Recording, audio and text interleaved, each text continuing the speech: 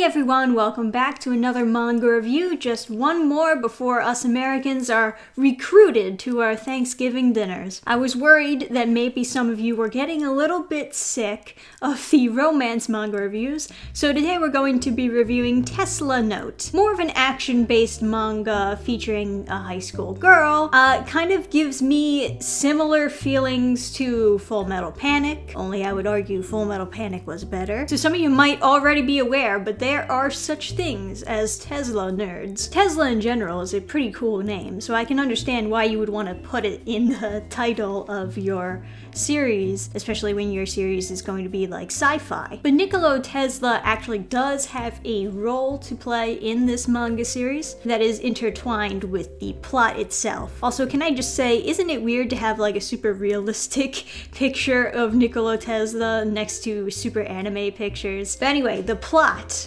is that Nikola Tesla, when he was alive, he was like super, beyond years of intelligence, creating all these sci-fi like inventions, and one of his inventions involved teleportation. And these were called the Tesla fragments, but because he was scared that people were gonna use his invention for evil or whatever, he just tossed the Tesla fragments all around the world. Now suddenly those fragments are being found and they're being activated, causing teleportation to take place all over the world. And unfortunately, people do not live through the teleportation. They all get like melted and fused into the walls and seats, and it's not very pretty. Dude couldn't even figure out teleportation. Trash tier scientist, if you ask me. Also, it's kind of a bad idea if you have these super dangerous fragments that can teleport people randomly and you just spread them around the world. Maybe he thought it was a good idea at the time,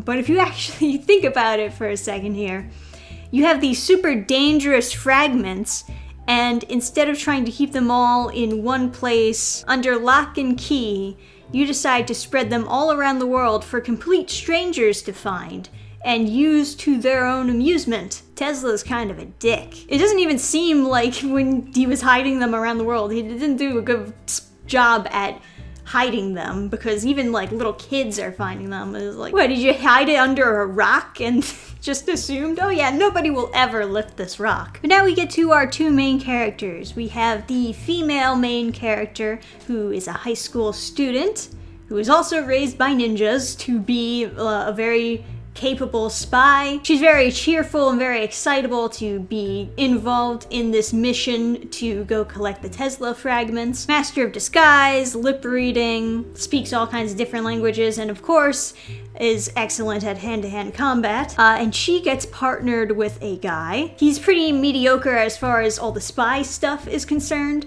but he's very tough. He can take a lot of hits and be fine, and he's got like supernatural strength, like anime type strength. And I'm sure you can already guess that they do not like each other. Oh, but they have to work together. Oh, it's so quirky. It kind of feels like it was forced for them to have this rivalry at the beginning, but I don't really get the reason why they're fighting. It's like he gets introduced to her and he's like, she's a teenager, I have to take care of her, I don't like that. And she's like, he treats me like a little kid, I don't like that. Also this weird ongoing joke where like she assumes he's coming on to her and claims that, I don't know, because he looked at her in a bathing suit, that's sexual harassment. Anyway, getting further into the story, we get introduced to this father and son. The son, of course, found a Tesla fragment, and the father is kind of an asshole who they try to redeem in this story, and I don't really think it worked. So basically, his father has his kid go out and steal for him,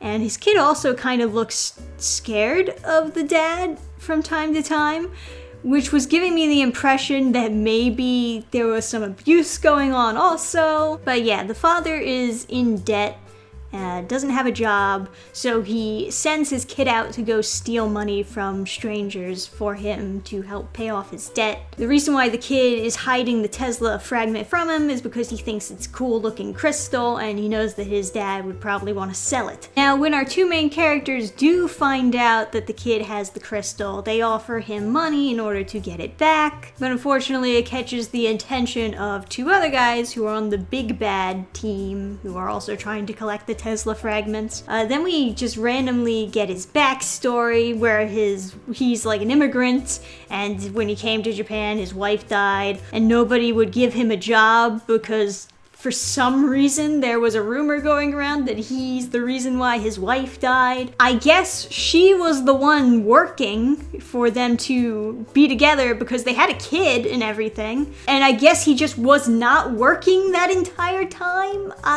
Or is it that he gets fired from his current job because his wife died and they assumed that he tried to kill her? I don't know. This is a weird story. Why would you fire someone after their wife died? Why would you just assume that he killed his wife? That's not normal. And then like the way that he deals with people not wanting to work with him over a rumor is to stop looking for work, stay at home and, you know, eat snacks on the couch while your son gets the money for you, stealing it from other people while you lay on your ass, not even watching your son to make sure that he's okay while he goes out on his own. Like, how old is his son? Like 8? And he just sends him off to go steal. Terrible father, but they try to redeem him, and they think that this is good enough to redeem him. It's not. Anyway, the big bad guys are after his son because he has the crystal or Tesla fragment. So the dad realizes that he was a shitty dad, and then he's like, "Wah, go save my son. I'll be a better father after my son gets saved." He managed to save his son, and this is kind of where the first volume of the first manga comes to a close. They don't arrest these guys at all, by the way. They just like promise, "Oh yeah, I'm gonna be clean from now on." And they're just like, "All right, good enough for me. Good luck with your drinking problem." Overall, I think that it's like an interesting idea to have a problem be random spots teleporting to other random spots and then like having everything be all messed up and crazy. That's interesting, I'll give you that. I didn't find the two main characters to be very compelling though. Their rivalry feels kind of forced, and the actual story of the mission that they were going on, you know, with this father and his son, it's just not...